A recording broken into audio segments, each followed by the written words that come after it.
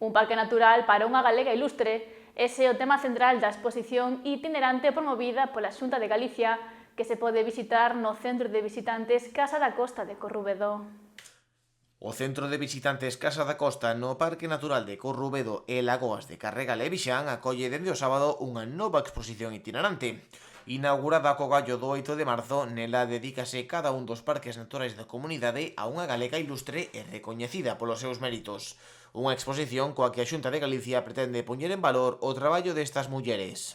Vestímonos de alegría, e vestímonos de alegría porque temos un pasado fantástico, un presente maravilloso e un futuro que ha de ser alentador.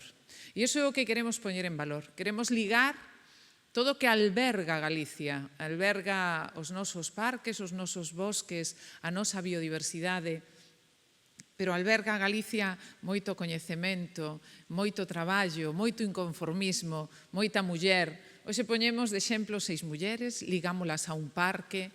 E por que as ligamos a un parque? Porque que faríamos, como íamos a trasladar a importancia dos parques se non temos grandes mestras que así o fan? Esta iniciativa pretende tamén xerar referentes femininos nas novas xeracións. Queremos que as máis novas, as cativas, estudien, se formen, sexan independentes. Non hai mellor igualdade que poder facer a un o que lle dá a gana, estudiar o que quere, e para iso as administracións temos que facilitar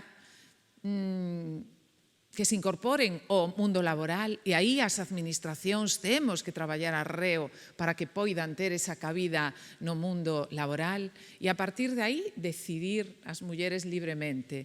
E esa decisión sempre con respeto. Aquí non se trata de ter un Día Internacional da Muller para facer un enfrontamento, todo o contrario.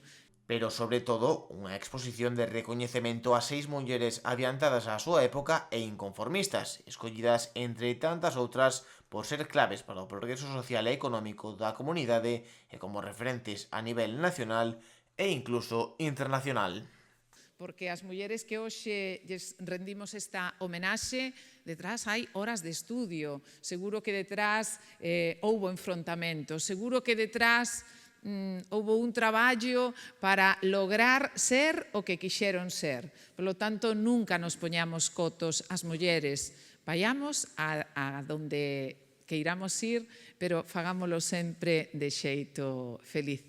Disfrutade deste 8M, xa van aló 50 anos, ben distintos desde que se comenzou ata o de agora, e que este sea un día reivindicativo, pero un día donde teñamos no noso interior que coas nosas voces